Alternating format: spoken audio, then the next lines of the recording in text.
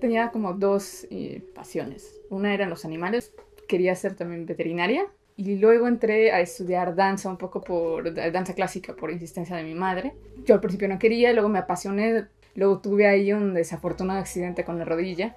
Digamos, el ortopedista me dijo, puedes seguir en la danza, pero a los 40 quedas inválida y nunca vas a ser una buena bailarina. Y entonces dejé la danza y de hecho fue parte también de la razón por la que me interesé mucho más en los libros, porque entré en un periodo depresivo un poco complicado y entonces fueron de cierta forma los libros los que me salvaron.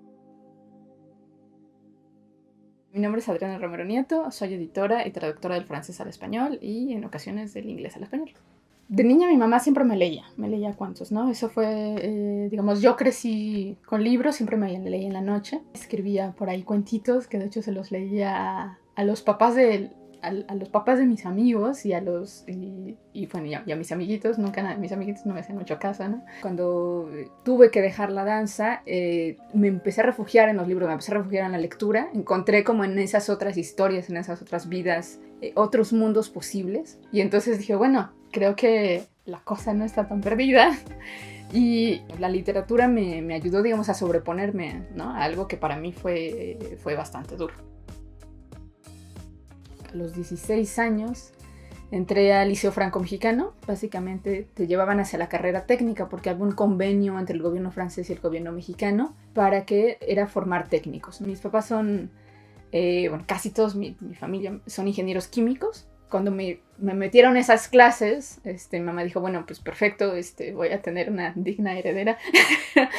Pero yo la pasaba muy mal, o sea, no entendía nada, no me interesaba entender nada de circuitos, no me interesaba entender nada de mecánica, ¿no? Entonces era la peor de la clase y tenía algunas clases de humanidades. Entonces no era la mejor en la clase, de las mejores de la clase en francés, de las mejores de la clase en español. Entonces me empecé a dar cuenta de que en realidad lo mío iba por otro lado.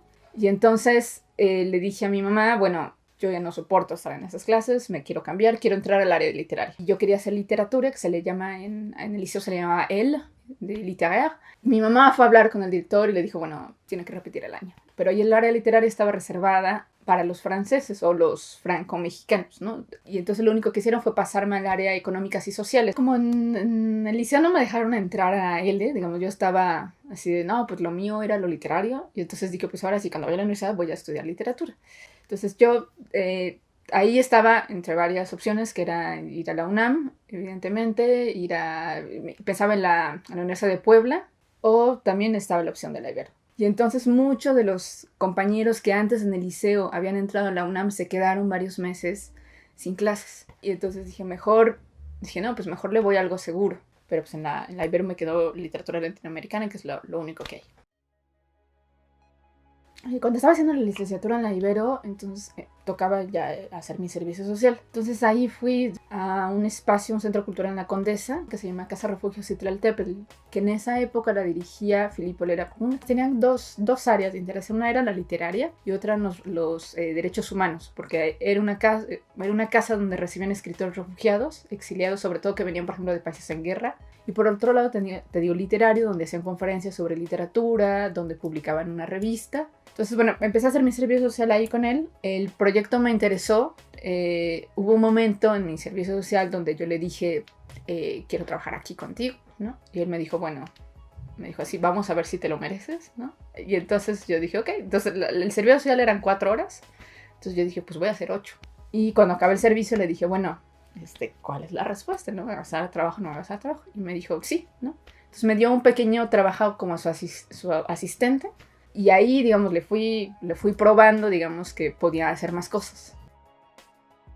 Yo no sabía muy bien qué hacer con mi vida. Estaba como entre ser gestora cultural, entre ser editora, pero no tenía muy claro. Entonces, él hubo un momento en que me dijo, bueno, ¿sabes qué? Tenemos esta revista que se llama Líneas de Fuga, que es una revista de literatura. Y la editora que él tenía a cargo se iba a ir a vivir a España. Entonces me dijo, pues, ¿quieres ser tú la editora? Me dijo, ¿sabes de edición? Yo en ese momento no sabía absolutamente nada, ¿no?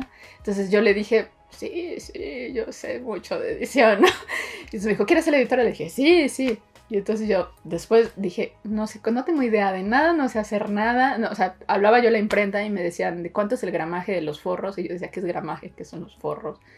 ¿Cuántas tintas? Y yo, ¿cómo sé cuántas tintas? O sea, yo no entendía nada de lo que me decía la imprenta, de lo que me decían los demás. Y ahí pasó que, bueno, me hice novia del diseñador de la revista.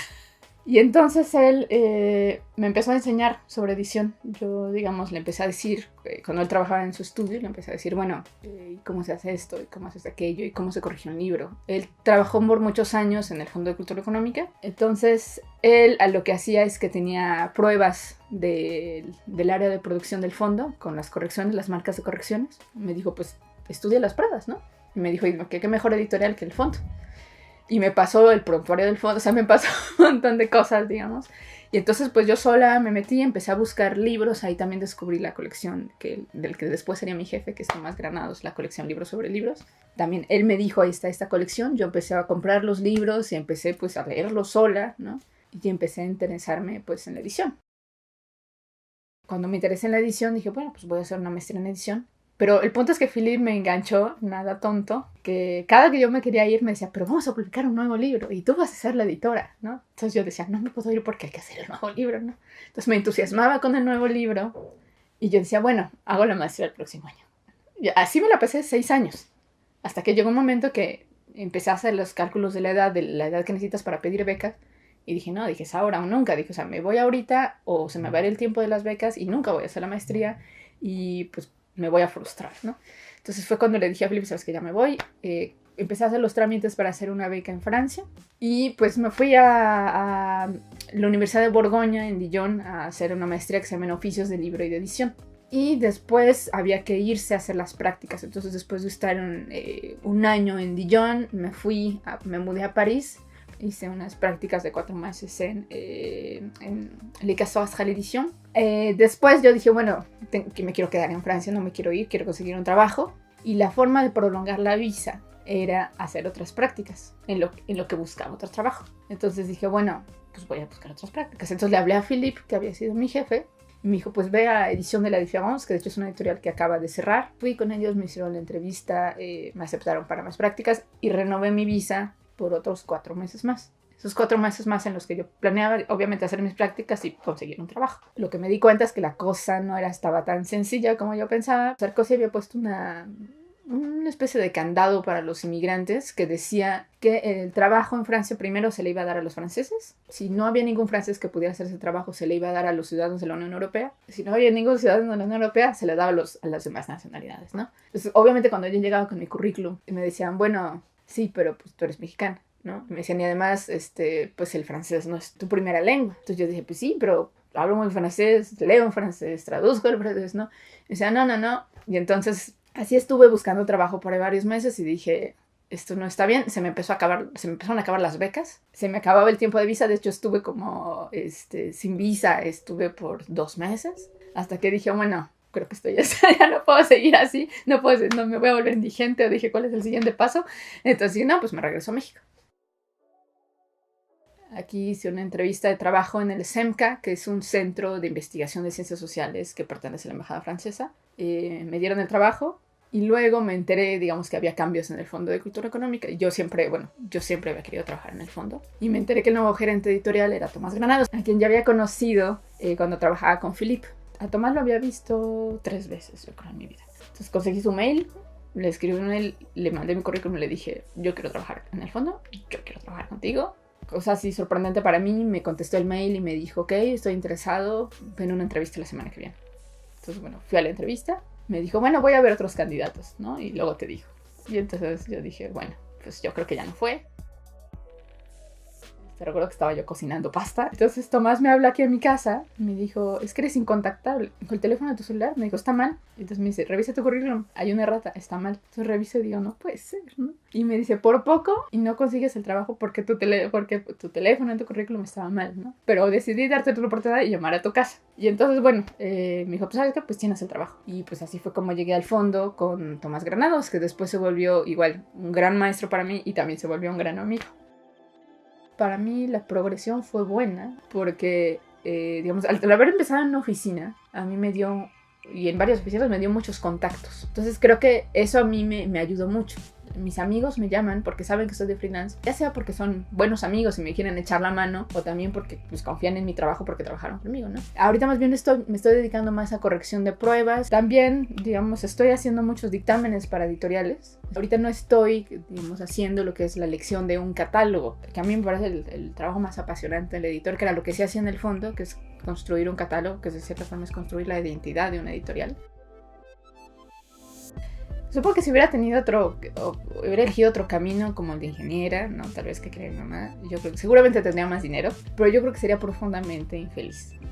Así como decía, como los libros creo que cuando estudié danza me salvaron, yo creo que me han salvado en innumerables ocasiones en mi vida, han sido un refugio siempre. Tengo dos tablas de salvación, son mis libros y mis gatos, ¿no?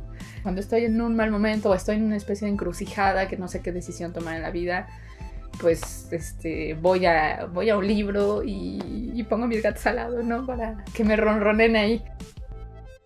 Yo siempre digo que el libro es un receptáculo de conocimiento. Yo me considero una salvaguarda del conocimiento de la humanidad. Entonces creo que haciendo libros estoy como tanto guardándolo, como preservándolo, como también difundiéndolo, ¿no? O sea, ayudando que esta sabiduría humana, ¿no?, que tuvo un autor, digamos, pasa de una mano a otra.